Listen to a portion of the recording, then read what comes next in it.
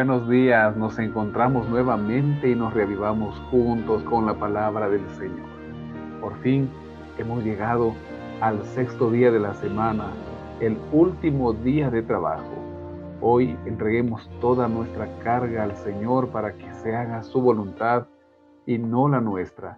Que al terminar este día, a la puesta del sol, podamos disfrutar de ese descanso que nos ofrece el séptimo día de la semana, el día sábado, el día que el Señor dejó para que lo adoremos, pero que también para que disfrutemos con la familia de la iglesia, pero también con nuestra familia, ahí en nuestro hogar.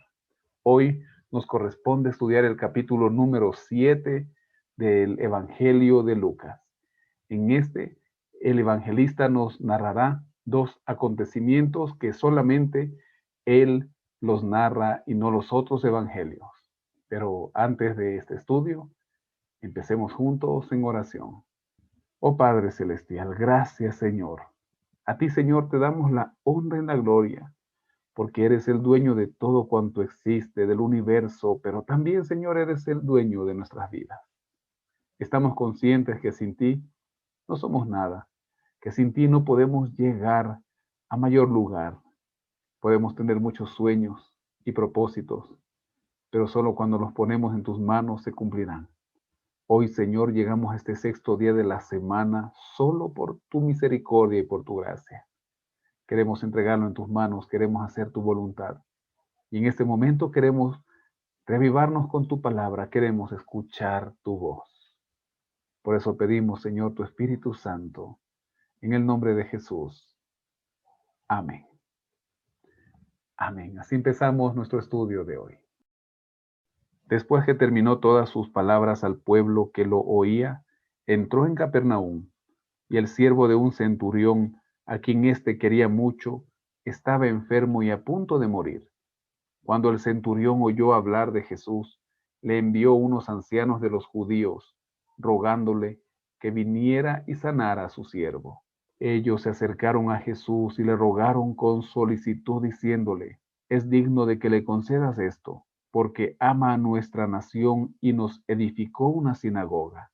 Jesús fue con ellos, pero cuando ya no estaban lejos de la casa, el centurión envió a él unos amigos, diciéndole: Señor, no te molestes, pues no soy digno de que entres bajo mi techo, por lo que ni aun me tuve por digno de ir a ti, pero di la palabra y mi siervo será sanado, pues también yo soy hombre puesto bajo autoridad y tengo soldados bajo mis órdenes, y digo a este ve y va, y al otro ven y viene, y a mi siervo haz esto y lo hace. Al oír esto Jesús se maravilló de él y volviéndose dijo a la gente que lo seguía: os digo que ni aun en Israel he hallado tanta fe. Y al regresar a casa los que habían sido enviados hallaron sano al siervo que había estado enfermo. ¿Qué esperanza encontramos en Jesús? En el capítulo 4 de este mismo evangelio, él recuerda la historia de Naamán, aquel gentil que fue sanado de su lepra. Y ahora también a nosotros nos recuerda que tan solo con su palabra sanó al siervo del centurión. Nosotros no hemos tenido la oportunidad de ver a Jesús cara a cara, pero sabemos que Él existe, sabemos que Él está a nuestro lado, que Él es omnipresente, pero también que es omnipotente. Y es esa fe la que tuvo el centurión, la que nosotros también debemos tener. Vayamos a Él llenos de fe y de esperanza. Aconteció después que él iba a la ciudad que se llama Naín, e iban con él muchos de sus discípulos y una gran multitud. Cuando llegó cerca de la puerta de la ciudad, llevaban a enterrar a un difunto, hijo único de su madre, que era viuda, y había con ella mucha gente de la ciudad. Cuando el Señor la vio, se compadeció de ella y le dijo: no llores. Acercándose, tocó el féretro, y los que lo llevaban se detuvieron, y dijo: joven, a ti te digo, levántate. Entonces se incorporó el que había muerto y comenzó a hablar, y lo dio a su madre. Todos tuvieron miedo y glorificaban a Dios diciendo, un gran profeta se ha levantado entre nosotros, y Dios ha visitado a su pueblo, y se extendió la fama de él por toda Judea y por toda la región de alrededor. Ahora el Señor no solamente sana, sino que lleno de misericordia por aquella mujer que siendo viuda ahora perdía a su hijo y la tragedia era peor de la que anterior había vivido, el dueño de la vida resucita a este joven. La gente no solo se maravilló, sino que tuvo miedo. Nunca habían visto tal cosa. Esto a nosotros nos da esperanza, porque el Señor prometió que en su segunda venida resucitaría a todos los que creen en Él. Y esa es la esperanza que aguardamos no solo por nosotros, sino por aquellos que amamos. En Cristo hay salvación, en Cristo hay resurrección. Los discípulos de Juan le dieron las nuevas de todas estas cosas, y llamó Juan a 2 de sus discípulos y los envió a Jesús para preguntarle, ¿eres tú el que había de venir, o esperaremos a otro? Cuando pues los hombres vinieron a él, le dijeron, Juan el Bautista nos ha enviado a ti para preguntarte, ¿eres tú el que había de venir, o esperaremos a otro?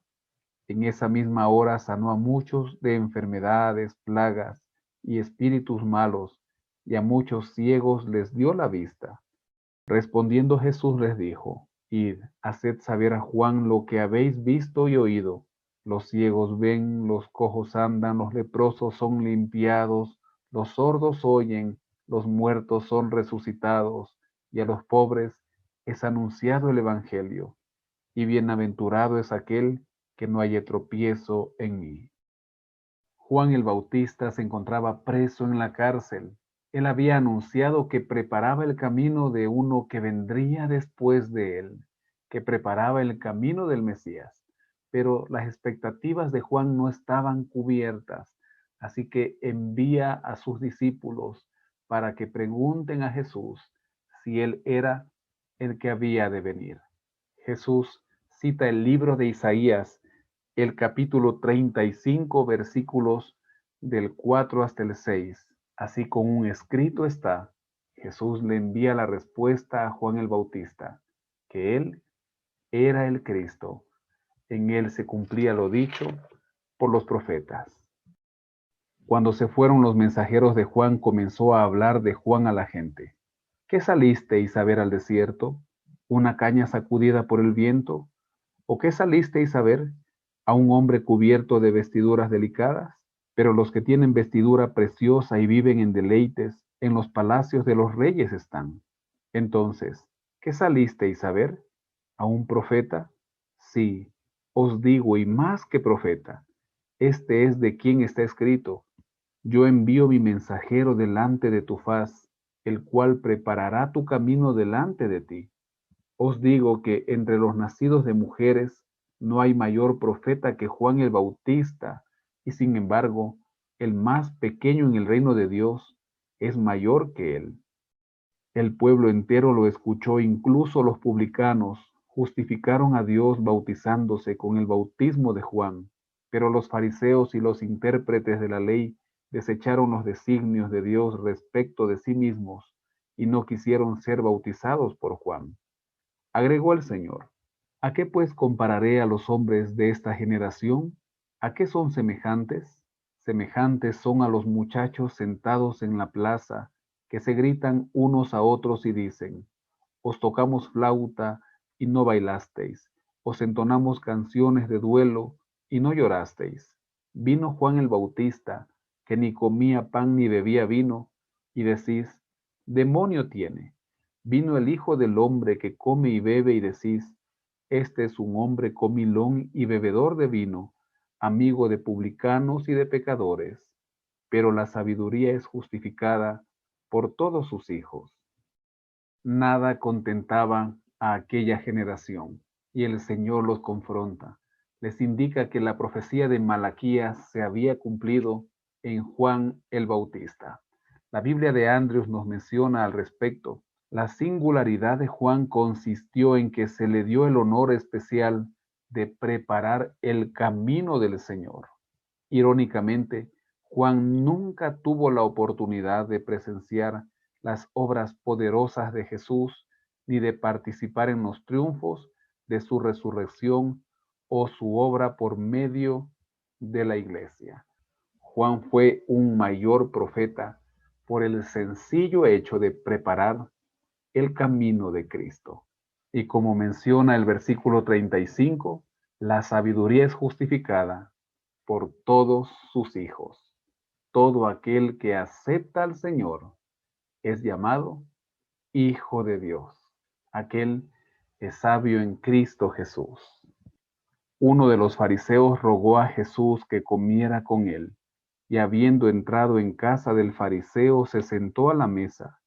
Entonces, una mujer de la ciudad que era pecadora, al saber que Jesús estaba a la mesa en casa del fariseo, trajo un frasco de alabastro con perfume, y estando detrás de él a sus pies, llorando, comenzó a regar con lágrimas sus pies, y los secaba con sus cabellos, y besaba sus pies y los ungía con el perfume.